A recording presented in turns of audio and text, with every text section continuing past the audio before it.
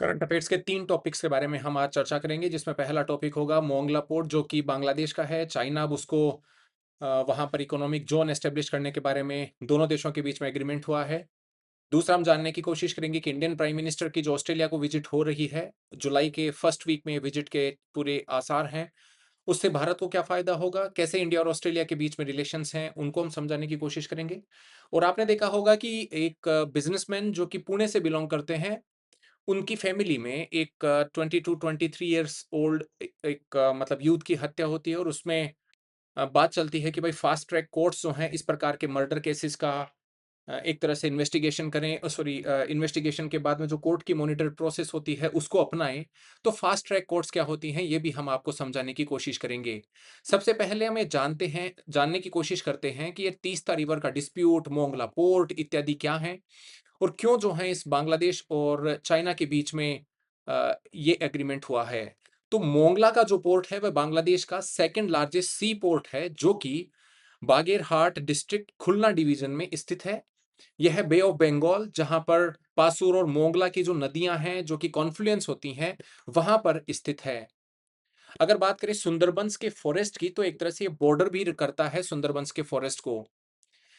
अगर इंडिया की पोजीशन देखें तो इंडिया इससे करीबन 75 किलोमीटर जो है वो डिस्टेंस है। और लैंड की जो यानी कोलकाता के बारे में अगर हम बात करें, तो जो कि नियरेस्ट अगर सेंसिटिव लोकेशन अगर वेस्ट बंगाल की कैपिटल के बारे में बात करते हैं तो अराउंड वो 190 किलोमीटर्स है। और पोर्ट ऑफ मंगला अब उसको अगर चाइना डेवलप कर रहा है, पहले ये पोर्ट भारत के पास था, उसके क्या इम्प्लीकेशंस हो सकते हैं उसको हम थोड़ा सा समझने की कोशिश करते हैं। तो देखिए ये जो पोर्ट है उसके बारे में दोनों देश यानी आपको पता होगा पाकिस्तान, सॉरी, बांग्लादेश के जो प्राइम मिनिस्टर हैं, उनकी विजिट जो पहले रही मलेशिया और चाइना दोनों के देशों की जो विजिट रही। तो चाइना जब वो गए तो 2 एग्रीमेंट जो कि भारत के लिए काफ़ी क्रिटिकल माने जा रहे हैं कि सिक्योरिटी के दा डायमेंशन से उनको भारत के लिए खतरा हो सकता है। एक तो जिसमें मोंगला पोर्ट, जिसको कि एक समय में भारत को डेवलप करने के लिए दिया गया था, लेकिन अब उसको हटा करके चाइना को दिया गया है। और इसी तरीके से तीस्ता का जो रिवर है उस फ्रंट के या उसके आसपास के इलाके का जो डेवलपमेंट है, उसको भी जो है वाटर मैनेजमेंट का चाइना की कंपनीज या चाइना जो है वो वहां पर करने वाला है। अब इससे क्या असर पड़ेगा ये थोड़ा सा हम आपको समझा देते हैं, लेकिन उससे पहले ये भी आपको समझना चाहिए कि बांग्लादेश के फॉरेन मिनिस्टर ने कहा है कि बांग्लादेश की फॉरेन पॉलिसी जो है जीरो सम गेम पर आधारित नहीं है। और इसका मतलब ये है कि हमारी रिलेशनशिप किसी दूसरे के लिए एक थ्रेट नहीं है, लेकिन हम अभी हमारी रिलेशनशिप को किसी एक कंट्री स्पेसिफिक नहीं कर सकते। ये बात तब होती है जब आपने देखा होगा 15 साल का जो शेख हसीना साहब का जब वो आउस्ट हुई पावर से करीबन 5 अगस्त 2024, उससे पहले का जो समय था, it was sort of a golden period for India because whatever work was done by Sheikh Hasina in Bangladesh, some of the things actually were very very important. और वो कहते हैं ना कि सिग्निफिकेंट थी इंडिया के लिए डिस्पाइट सो मेनी ट्रबल्स। जहां पर तीस्ता रिवर डिस्प्यूट, जिसमें कि वेस्ट बंगाल की चीफ मिनिस्टर उस समय की जो रहा करती थी ममता बनर्जी, उनके स्टॉन्च अपोजिशन होने के बावजूद जैसे वो तीस्ता का रिवर वाटर मतलब क्राइसिस दोनों देशों के बीच में बना रहा। लैंड बाउंड्री एग्रीमेंट जो कि 2010 के शुरुआती दशक में वहां पर होता है, उसके फिर भी मतलब देशों के जो रिलेशन हैं वो और भी पॉजिटिवली इंपैक्टेड होते हैं। बांग्लादेश और इंडिया के बीच में जो भी मतलब पहले दिक्कतें ये होती थी कि भारत से कई सारे जो क्रिमिनल एक्टिविटीज करके बांग्लादेश भाग जाते थे, या नॉर्थ इंडिया में कई सारे लोग अनरेस्ट पैदा करके बांग्लादेश की शरण ले लेते थे, तो उनको वहां पर भी शेख हसीना ने कभी भी एंटी इंडिया एक्टिविटीज करने के लिए जो है परमिट नहीं किया। अब सिचुएशन उससे उलट है, जिस हिसाब से मोहम्मद यूनुस और फिलहाल तारिक रहमान की सरकार वहां पर चल रही है। तो भारतीय अगर फॉरेन पॉलिसी के बारे में बात करें तो जीरो सम गेम एक तरह से उसके तौर पर बांग्लादेश नहीं देखता। हालांकि जब भी बांग्लादेश के प्राइम मिनिस्टर नए बनते हैं तो उस समय जरूरत ऐसे देखा जाता है अमूमन कि भारत की भी यात्रा वो करते हैं, या अगर चाइना की भी यात्रा की जाती है तो एंटी इंडिया या इंडिया के प्रति गलत सेंटिमेंट ना जाए, इस प्रकार के कार्य नहीं होते। लेकिन फिर भी एक तरह से जो काम किया गया है वो भारत के लिए सीधी थ्रेट दिख रहा है, क्योंकि बांग्लादेशी साइड ने जो जॉइंट स्टेटमेंट आया है दोनों देशों के बीच में, कहा है कि चाइना का जो 15th 5 ईयर प्लान था वह बांग्लादेश के लिए इंपॉर्टेंट डेवलपमेंटल अपॉर्चुनिटीज लाएगा। और दोनों देश कॉम्प्रिहेंसिव स्ट्रेटेजिक कोऑपरेटिव पार्टनरशिप को बिल्ड करने के बारे में बात करेंगे, जिसकी वजह से चाइना और बांग्लादेश की जो कम्युनिटी है, उनको जॉइंटली डेवलप किया जाए और ये दोनों कम्युनिटीज शेयर्ड फ्यूचर जो है, उसकी तरफ जो है जा सके, जिसकी वजह से दोनों देशों के लोगों का और कंट्री स्पेसिफिक जो अपॉर्चुनिटीज हैं, उसका फायदा दोनों देशों को मिले। इन्होंने ये भी बात करी जॉइंट स्टेटमेंट में कि रीजनल और इंटरनेशनल जो अफेयर्स हैं, जो कि कॉमन इंटरेस्ट के हैं, उनके ऊपर दोनों देशों के बीच में एक ब्रॉड कंसेंसस भी बनाने की कोशिश की जाएगी। हालांकि इन दोनों देशों ने यह भी कहा है कि जो भी विवाद हैं दोनों देशों के बीच में, उनको थोड़ा सा जो है और अच्छे मैकेनिज्म के तौर पर सुलझाया जाएगा। एक्सचेंजेस, गवर्नेंस का एक्सपीरियंस, गवर्नमेंट्स के बीच में कोऑपरेशन, लेजिस्लेटिव बॉडीज के बीच में कोऑपरेशन और पॉलिटिकल पार्टीज के बीच में कोऑपरेशन बांग्लादेश जो है वो चाइना से इंप्रूव करेगा। इसी तरीके से 2+2 डायलॉग, जिसमें कि डिप्लोमेसी और डिफेंस दोनों को कैसे साथ में लेके जाया जा सकता है, उसको भी एक तरह से इंस्टीट्यूट करने के बारे में विचार जो है वो दोनों देश करेंगे। लेकिन सबसे महत्वपूर्ण बात है मोंगला पोर्ट की। ये मोंगला पोर्ट की फैसिलिटीज का मॉडर्नाइजेशन और एक्सपेंशन तथा चाइनीज इकोनॉमिक और इंडस्ट्रियल जोन छेटोग्राम में इनको डेवलप करने के बारे में दोनों देश जो हैं वो आगे विचार करेंगे। आपको ये ध्यान होगा कि मोहम्मद यूनुस, जो कि एक तरह से एक्टिंग मतलब गवर्नमेंट के एडवाइजर के तौर पर कार्य कर रहे थे, या अगर कहा जाए तो एक तरह से डी फैक्टो प्राइम मिनिस्टर जो कार्य कर रहे थे, उन्होंने भारत को चिटगांग की जो लैंड अलॉट की थी वह कैंसल कर दी थी और उसके अब आगे बढ़ के जो है बांग्लादेश ने मोंगला का पोर्ट चाइना को दे दिया है। आपको ये बता दें, बांग्लादेश का जो ये पोर्ट था वह बेसिकली शेख हसीना साहब ने हमें जो है वो डेवलप करने के लिए दिया था और अब ये वापस से जो है वो उनको दिया जा रहा है, यानी चाइना को दिया जा रहा है। तो एक मेजर वरी ये क्यों है, आपको यहाँ पर समझने की जरूरत है। मोंगला बांग्लादेश का सेकंड लार्जेस्ट पोर्ट है और कहा जाए तो सेकंड बिजिएस्ट सी पोर्ट है चिटगांव के बाद में। 100 190 किलोमीटर कोलकाता से और जो सुंदरबंस का इलाका है उसके बिल्कुल पास में पड़ता है। यहाँ पर चाइना 110 एकड़ जो लैंड है उसको डेवलप करेगा। चाइना यहाँ पर मैन्युफैक्चरिंग इंडस्ट्रीज, वेयर हाउसेज या स्टोरेज की जो फैसिलिटीज हैं वह यहाँ पर क्रिएट करेगा। या उसकी वजह से जो है चाइना की जो प्रेजेंस है बे ऑफ बंगाल में या इंडियन ओशियन रीजन में, अब वो और ज्यादा बढ़ सकती है और उसका सीधा नुकसान जो है वो भारत को हो सकता है, क्योंकि भारत इंडियन ओशियन को या तो अपना जोन या नेट सिक्योरिटी प्रोवाइडर का रोल प्ले करने के बारे में बात करता है। हालांकि आपको बता दें, यहां पर इकोनॉमिक इन्वेस्टमेंट चाइना करने की बात कर रहा है, वहां पर उसका मिलिटराइजेशन नहीं हो रहा। लेकिन आप जानते हैं कि कहीं पर भी चाइना इकोनॉमिक एक्टिविटीज इस प्रकार के सी बेस्ड इलाकों में करता है तो वहां पर सर्विलांस, वहां पर इंटेलिजेंस गैदरिंग इत्यादि के कार्य भी जो हैं वो किए जाते हैं, क्योंकि कई बार जो शिप्स डॉक होती हैं उन इलाकों में, वो जो हैं ये सर्विलांस की एक्टिविटीज कंडक्ट करती हैं। अगर ऐसा एग्रीमेंट हो रहा है तो उसका मतलब ये भी है कि बांग्लादेश की जो पॉलिसी है, फॉरेन पॉलिसी, उसमें भी मेजर शिफ्ट देखा जा रहा है। जहां पर पहले इंडिया को कोई ऐसा नुकसान ना हो जिसके बारे में बात करी जाती थी, अब एक तरह से चाइना को, या अगर कहा जाए तो मैरीटाइम सिल्क रोड इनिशिएटिव, उसका फायदा जो है वो बांग्लादेश लेने की कोशिश कर रहा है। आपको बता दें कि इस जो इनिशिएटिव है, यानी मैरीटाइम सिल्क रोड की जो इनिशिएटिव है, उसमें चाइना ने करीबन 17 इंडियन ओशियन के पोर्ट प्रोजेक्ट्स में जो है वो अपनी इन्वॉल्वमेंट दिखाई है, जिसमें पाकिस्तान का ग्वादर और ईस्ट अफ्रीका में जो जिबूती है उसका भी नाम आता है। एक और चीज आपको बता दें, चाइना क्यों अपनी इंडियन ओशन में प्रेजेंस को बढ़ा रहा है, उसका एक और कारण है। क्योंकि एक तो क्या है कि भारत को, यानी वो एक तरह से घेरने की कोशिश करता है। पहले इस पॉलिसी को स्ट्रिंग ऑफ पर्ल्स पॉलिसी बोला जाता था, अब यह बेल्ट एंड रोड इनिशिएटिव के तहत सामने आती है। दूसरा आपको ये बता दें कि चाइना वर्ल्ड का सबसे लार्जेस्ट क्रूड ऑयल इंपोर्टर है और 80% जो भी चाइना एनर्जी इंपोर्ट करता है, उसका 80% जो है वो इंडियन ओशन से पास थ्रू होता है।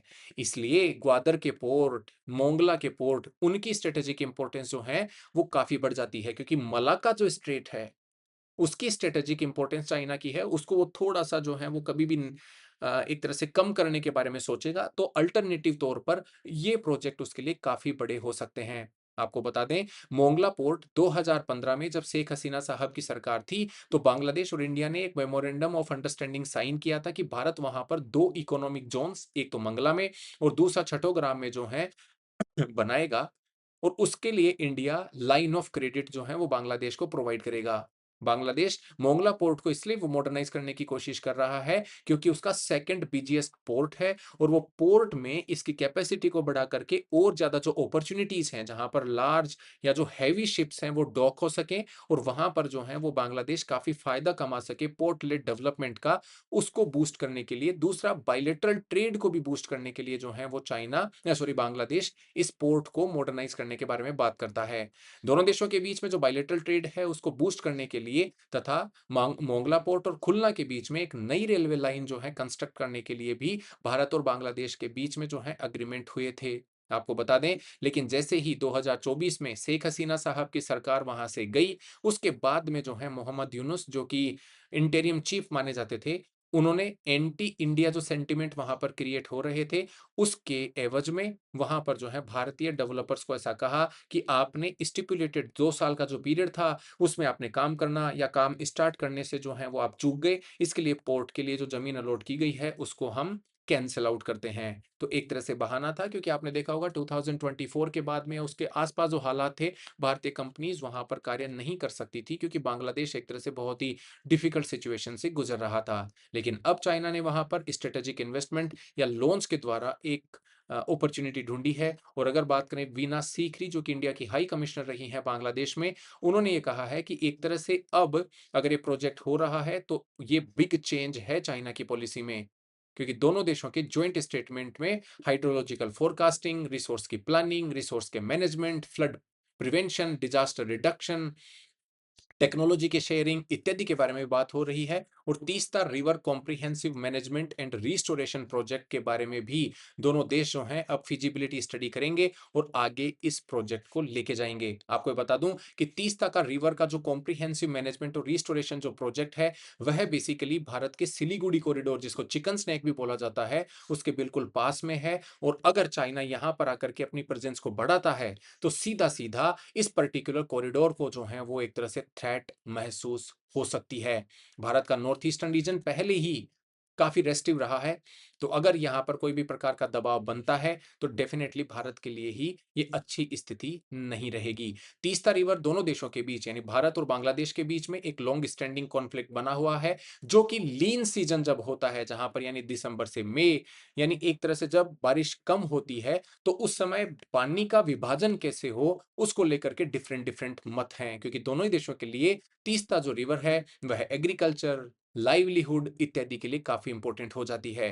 हिमालय से निकलने वाली ये जो रिवर है वह वेस्ट बंगाल यानी सिक्किम वेस्ट बंगाल से बहते हुए बांग्लादेश में मर्ज होती है ब्रह्मपुत्रा में। तो विवाद जो है वो समर और विंटर मंथ में पानी के बंटवारे को लेकर के है। बांग्लादेश ये चाहता है कि इसका आधा हिस्सा जो है हमें मिले, बिकॉज नॉर्थ बंगाल का जो मतलब इसके आसपास का जो इलाका है वह जो है काफी कृषि के ऊपर इस सिंचाई के पानी के लिए इंपॉर्टेंट रोल प्ले करता है। हालांकि एक वाटर शेयरिंग एग्रीमेंट दोनों देशों के बीच में 2011 में जो है ट्रीटी साइन होने वाली थी। अगर उसका विरोध भारत की मतलब वेस्ट बंगाल के प्राइम मिनिस्टर अगर नहीं, वेस्ट बंगाल की चीफ मिनिस्टर अगर नहीं करती, तो उस समय अगर ये एग्रीमेंट हो जाता तो 42.5% हिस्सा भारत को और करीबन 37.5% जो है वो बांग्लादेश को पानी मिलता। लेकिन अभी जो है ये फिलहाल एक तरह से लिम्बो में है।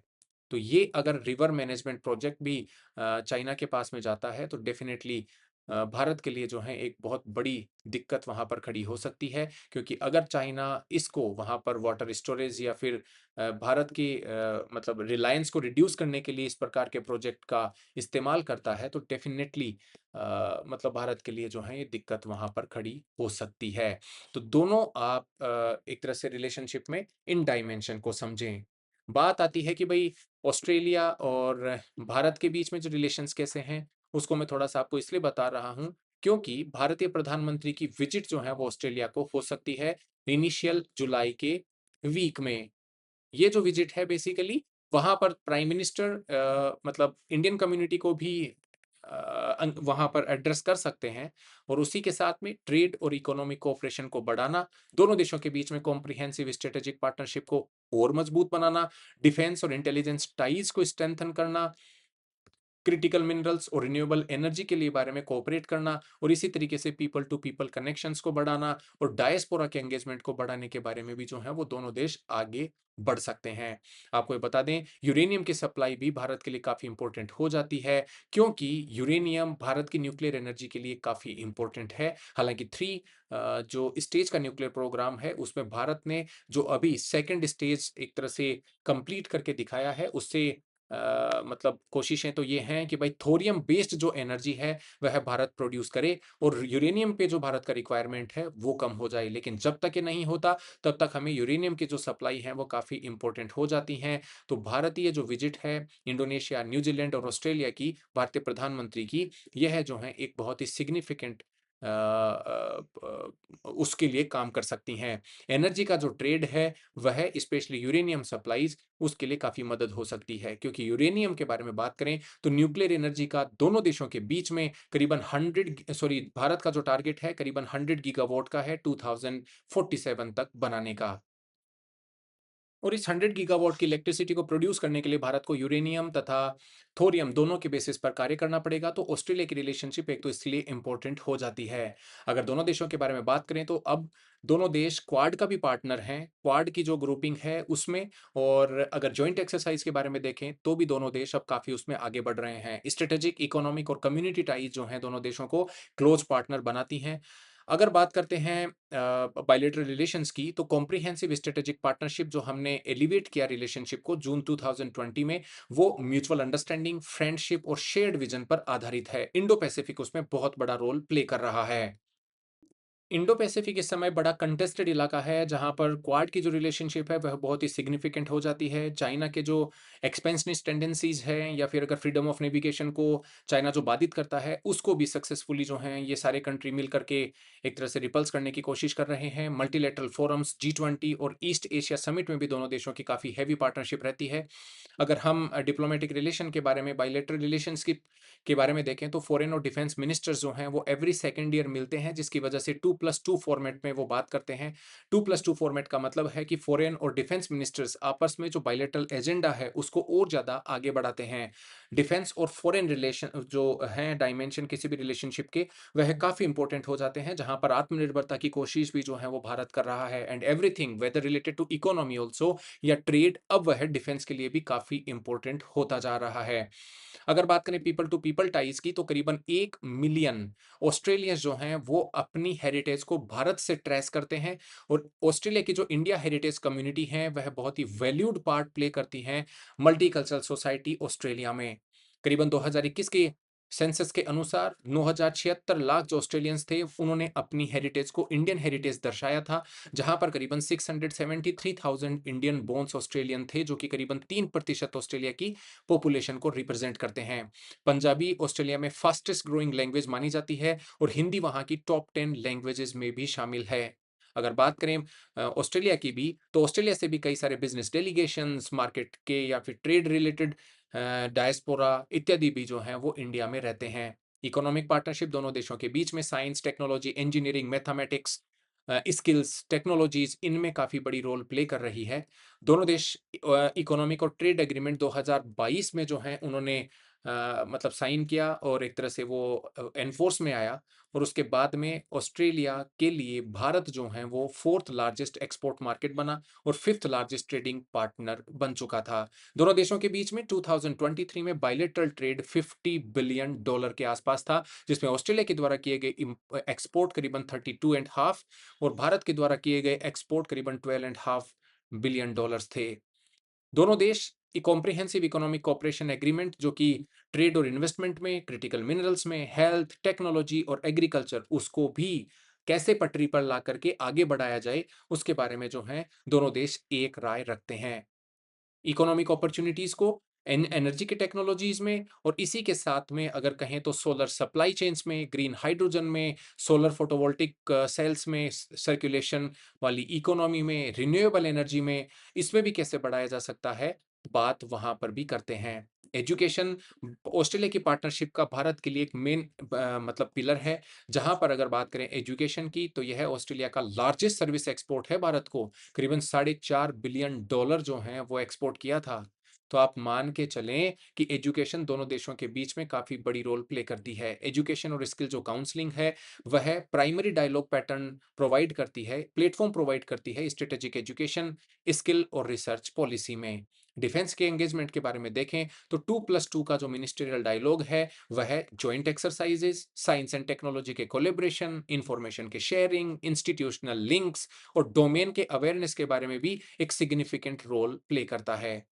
एक बात हम करते हैं फास्ट ट्रैक कोर्ट्स की, तो देखिए फास्ट ट्रैक कोर्ट जो है वो इसलिए एस्टेब्लिश की गई थी कि जिसकी वजह से जुडिशियल जो बैकलॉग है, उसको हम एड्रेस कर सकें और जस्टिस की टाइमली डिलीवरी हो पाए। आपने जस्टिस के बारे में बहुत ही बड़ा एक फेमस स्टेटमेंट सुना होगा, या तो तारीख पे तारीख, या justice delayed is justice denied.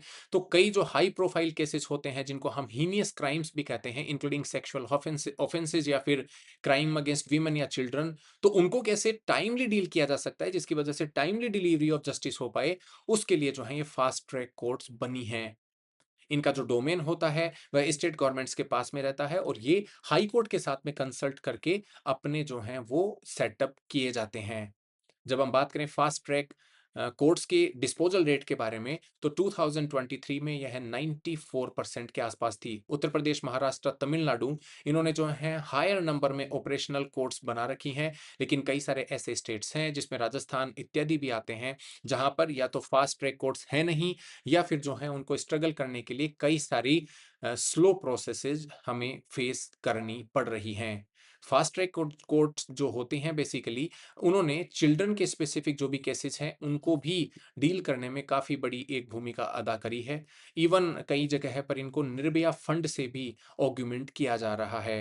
ये जो हैं वह रेप और पॉक्सो के कानून हैं, उनको भी फास्ट कैसे जो हैं वो मतलब हम डिस्पोज़ल कर सकते हैं, उसके बारे में भी बात करते हैं। अगर हम 14th फाइनेंस कमीशन के बारे में बात करें, तो गवर्नमेंट ऑफ इंडिया को 14th फाइनेंस कमीशन ने रिकमेंड किया था कि करीबन 1800 से ज़्यादा फास्ट ट्रैक कोर्ट्स 2015 से 20 के बीच में एस्टेब्लिश करनी चाहिए, जो कि हीनियस नेचर के क्राइम्स हैं, विमेन के अगेंस्ट जो सिविल केसेस हैं, children, senior citizen, disabled people, person with terminal elements, उनके लिए जो है ये कैसे स्पीडी जस्टिस प्रोवाइड कर सकती है या ट्रायल प्रोवाइड कर सकती है, उसके बारे में विचार होना चाहिए।